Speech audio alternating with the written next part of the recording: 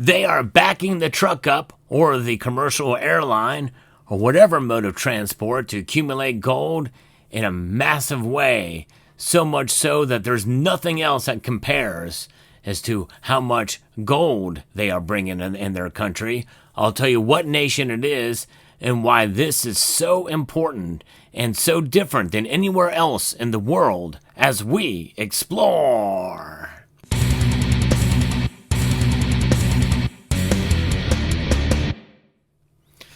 Gold, it is the great equalizer of money. You know, that's one thing that I'm going to try to focus on more these days, especially since we've been learning more and more about nations accumulating gold at a record pace. This has been happening since 2022, breaking records and imports of gold that we have not seen since 1967. And we know about China accumulating a lot of it. I've done a video about that fairly recently, and other nations too. But there's one nation that is actually importing more gold than anything else. I'm going to get into the story here, but before I tell you that, I'll tease you a little bit about what nation that is. I want to remind you that you can be like a nation and have gold on your person and in your possession. And when you're shopping around for gold, you want to try to find the best deal because the prices are very high right now for spot. And you might want to consider fractional gold at this point in time. The premiums are as such that it is more worth it now, I think, to buy some fractional gold than ever before. Summit Metals has some of the best deals for fractional gold eagles, for instance, but other fractional gold as well. So check out summitmetals.com.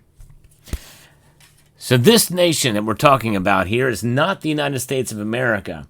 In fact, I don't know of any gold that they've added to their portfolio. In other words, the Treasury, we have 8,133 tons. I don't know anything more than that. That is the rounded figure. But nonetheless, we've not added any for quite a number of years now. So we can remove the United States out of the equation. Indeed, it is another nation. And if you think about it, if they're importing more gold than anything else, there's only a few nations left that meet that criteria because it would have to be a sanctioned nation, such as maybe Syria, or the United, or the Russian Republic, and it is not those two nations either, and that leaves only North Korea or Iran. And I don't know really how much gold North Korea has, or if there's any even record of it, because they're the hermit kingdom. So that means it is Iran. That's right, it is Iran.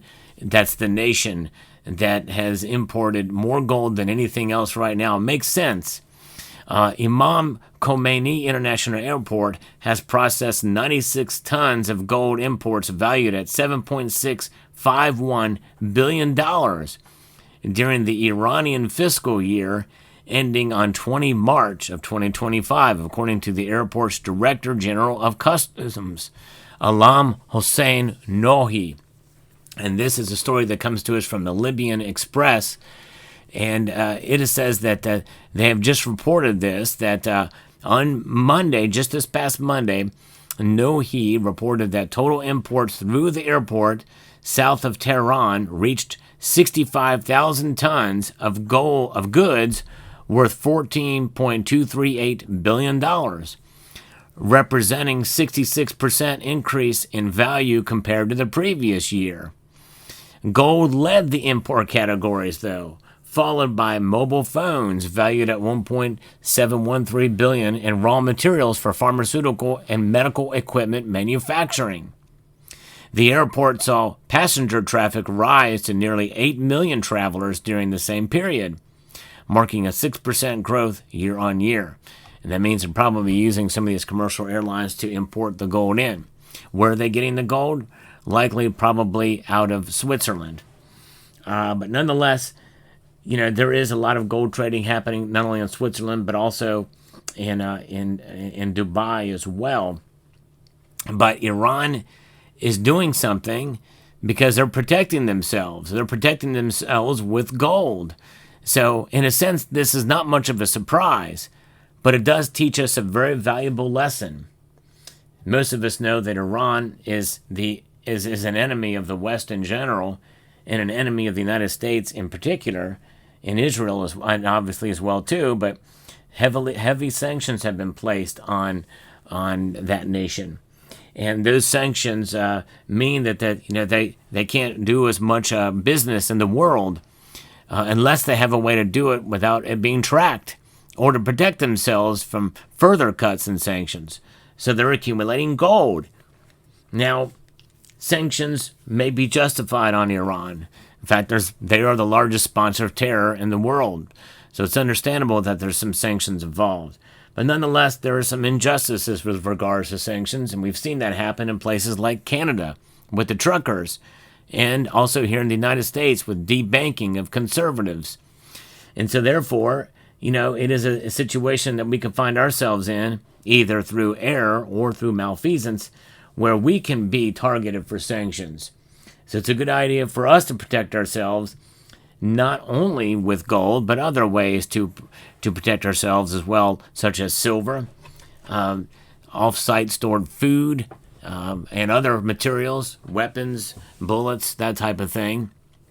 You want to prepare for not only sanctions of the sort, but also to protect against weather events or power outages for an extended period of time. There's a whole host of things that fall outside of politics that can play a part and a role, and it's a good idea to be prepared in a case of emergency, and that includes up to and including having some cash on hand to be able to make instant trades and transactions with a currency that is most recognized. But it also means to have gold as portable wealth that you can pack a lot of punch in a very, very small size. And that's what gold represents and does. And so having gold on your person is a way to be able to show that you can be sufficient and stable, because gold is sufficient and stable to protect your wealth over the long course of time. And so Iran here, I think, is, in a sense, in a roundabout way, setting an example of what we should all do to protect against what could come our way. And that is further tightening in sanctions and a loss of value of currencies. Fiat paper money, they devalue by design by most of these central banks per year. And of course, when you have a system that is based off of the word of a government or a central bank, well, it really doesn't mean as much as that which has had value long before the formation of central banks, and that is gold. That the Bank of International Settlements delegated as a Tier 1 asset back in April of 2019. And obviously that continues very strong into this day, with gold prices reaching record highs recently, time and time. Again, many feel that we are on the cusp of another breakout in the price of gold. And so that tells you something. You see, gold is valued more these days because it is treasured. It's precisely because of what nations like Iran are doing. And gold is not a respecter of ideology or positions or nation states or culture. It transcends all of it. All cultures, nations recognize and value it. And I've done videos about this in the past, of which I got in trouble by the host of this platform for talking about it. A particular group, I don't even want to mention the name now, who started minting their own coins in the caliphate. Yes, indeed. You probably know what I'm talking about. It's around what's known as the Levant, parts of the Fertile Crescent along the Tigris and Euphrates River, stretching into the lands of Syria and northern Iraq. I think you know what I'm talking about. But nonetheless, even they see the value of gold and silver and minted their own coins for a time. And there's other ways too. It transcends all of that. And it's pretty amazing. Gold doesn't have an agenda. It just sits there. It just is there. It doesn't pay dividends. It's its own dividend. And when more people realize that and recognize it, I think we're better off for it. Now the price is reflecting this storage, this treasuring of gold right now. And there could be a time when the price pulls back. But you know what? Even if it does not change the very nature and calculus for what gold has been for thousands of years, which is why I will continue to hold it through the highs and through the lows. Yes, indeed. So there you have it. Let me know what your thoughts are about Iran accumulating gold. What I like to do is bring you the latest news in the world of precious metals.